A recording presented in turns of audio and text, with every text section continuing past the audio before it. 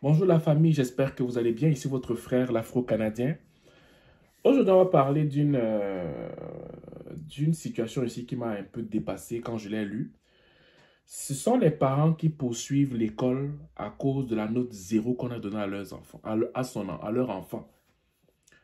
Donc parce qu'on a donné zéro sur 10 ou sur 20, sur combien? Zéro sur 10 ou sur 20 à leur enfant. Les parents étaient fâchés, sont partis en cours pour poursuivre l'école. Alors, comment on sait que si tu as 0 sur 20 en Afrique ou dans les Caraïbes, le parent va te laver, va te chicoter jusqu'à ce que, on peut même, à l'école, souvent l'école te chicote, mais à la maison, on te chicote aussi. Mais ici, je me rends compte que bon, les parents étaient fâchés. Ils ont dit que non, ce n'est pas la faute de l'enfant, c'est certainement la faute de l'école, fait qu'il faut qu'on les poursuive, ok? On va lire, vous allez me dire qu'est-ce que vous en pensez. Est-ce que c'est juste ou ce n'est pas juste? Vous allez me dire. Mais bien avant d'avancer, si vous m'écoutez et que vous voulez développer soit une seconde source de venue ou me poser une question quelconque, me textez au 514-247-1737, 514-247-1737, ou si vous voulez participer à une de nos rencontres virtuelles pour l'intégration au Canada, on parle des faits de société et tout, ben si tu m'écoutes sur YouTube ou sur Facebook, et inscris-toi sur le lien qui est en bas, ou si tu m'écoutes sur TikTok ou sur Instagram, ben écris-moi en aparté, ça me fait plaisir de t'envoyer le lien en fait. OK? Les parents d'une élève de 4e secondaire qui avait intenté une poursuite contre un centre de service scolaire parce que leur fille avait obtenu une note de 0 viennent d'obtenir le même résultat. 0. Dans une décision de 70 pages de la Cour supérieure rejette leur requête. Donc, ils sont allés jusqu'en Cour supérieure parce qu'on avait donné 0 à leur enfant. Moi, je ne comprends pas l'éducation. En fait, moi, des fois, je ne comprends pas comment certains parents peuvent penser. En fait, des fois, ça me dépasse. On donne à ton enfant 0. On te dit même pourquoi ton enfant a eu 0. Toi, tu dis non, tu pars jusqu'en cours supérieur à cause du 0 qu'on a donné à ton enfant. La famille réclamait même entre autres. Je veux dire, la famille réclamait jusqu'à 40 000 $ parce qu'on a donné 0 à leur enfant. La famille réclamait entre autres l'annulation de la note octroyée à l'élève et 40 000 $ au centre de service scolaire des premières seigneuries, ainsi qu'à l'enseignant de l'école des Sentiers, située à Charlesbourg. La Cour conclut que la décision de l'enseignante et de la direction de l'école était raisonnable et qu'ils n'avaient commis aucune faute civile. Le tribunal retient d'ailleurs que la note était attribuée à un travail qui comptait pour 1,5% de la note finale. 1,5%. Ce n'est pas comme si ça comptait pour 50% de la note finale. Vous voyez comment les parents peuvent être méchants. C'est pour ça que des fois, quand je vous dis que ne vous amusez pas avec les gens que vous voyez au Canada, non, ne blaguez pas. Il y a des gens qui sont animés par le gain. Peut-être qu'ils ont vu ça comme opportunité pour attaquer l'école, afin de soutirer de l'argent à l'école. Ce n'est pas 50% de la note finale, hein. Le 0 là, c'est 1,5% de la note finale. Pourquoi on a donné 0? Parce que le professeur soupçonnait le plagiat. Estimant qu'il y avait eu plagiat, l'enseignante Mélissa Poulain avait décerné la note de 0 à Julia, on a donné un nom fictif, pour un travail de composition qu'elle avait réalisé avec une camarade de classe.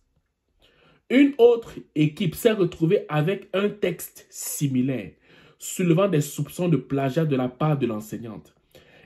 Incapable de déterminer quelle équipe avait copié l'autre, la note de 0 a été donnée à tous, selon ce qu'a tranché la direction de l'école. Devant les récriminations des parents de Julia, la direction de l'établissement a proposé à celle-ci de reprendre son travail pour obtenir une nouvelle évaluation, ce qu'elle a d'abord accepté. Cette situation a cependant été rejetée par ses parents qui ont insisté pour que le travail initial soit recorrigé. Attends, moi je ne comprends pas. On vous dit, bon, ok, on va enlever la note 0, mais que l'enfant refasse le travail là, le même travail. Les parents disent oui, après ils disent non. et qu'on doit recorriger le travail d'abord au départ, de départ, là, est-ce que ce n'est pas la mauvaise foi, ça? Regardez la mentalité des parents, là. Je n'ose même pas me poser des questions au niveau de l'éducation. Avec leur recours judiciaire, ils réclamaient aussi une lettre de... Bon, je vais dire non seulement le recours, là, mais on demande aussi une lettre d'excuse. Parce que la petite se sent mal. Il faut quand même qu'on s'excuse pour lui avoir donné 0. OK? D'excuses formelles de la part de l'enseignante et du centre de service scolaire à l'intention de leur fille. Le jury Nancy Boissel rappelle que les tribunaux ne doivent pas s'immiscer dans les affaires internes des institutions éducatives, sauf pour de rares exceptions. Elle estime que la décision de la direction d'attribuer la note 0 et de permettre la reprise du travail était raisonnable dans les circonstances. Le tribunal indique que l'attribution de cette note avait été faite en tenant compte des circonstances et de la politique de l'établissement. Même si c'était difficile à accepter pour les parents de l'élève. Stress pour l'élève et pour l'enseignante. Le juge Bonsin souligne que la souffrance vécue par Julia en raison de l'incident de plagiat était compréhensible, tout en notant qu'elle a fait preuve de courage et de détermination tout au long du processus. Quant à ses parents, bien que motivés par leur volonté de défendre leur fille, le juge estime que la portée de leur recours était disproportionnée par rapport à l'enjeu. C'est vrai. Bref. Elle mentionne que l'enseignante a aussi souffert de l'acharnement des parents mécontents. Une procédure telle que la présente n'est pas sans conséquence pour cette enseignante. Note la magistrate ajoutant que la femme a subi un grand stress et un sérieux désarroi. La décision de la Cour rappelle qu'il est nécessaire de respecter les décisions prises par les établissements scolaires, sauf en présence d'une preuve de mauvaise foi ou de discrimination. Il y a lieu de faire preuve de retenue et de s'en remettre aux décisions prises par les enseignants et les directions d'école, quotidiennement dans le cadre de leurs fonctions.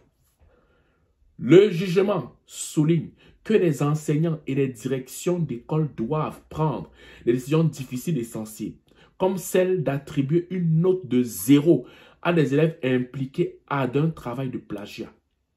La magistrate insiste, ils doivent pouvoir prendre ces décisions sans risquer de faire l'objet de poursuites civiles. Je m'arrête là. Moi, je ne comprends pas comment on éduque des fois les enfants ici.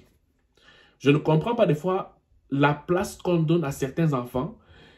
Je ne comprends pas. Des fois, ce n'est même pas la faute des enfants. Des fois, c'est la façon dont les parents, et je veux dire, mettent les enfants à un certain niveau que même les institutions gouvernementales doivent plier. Non. Si vous ne faites pas des devoirs avec vos enfants, on vous prouve que votre enfant fait du plagiat.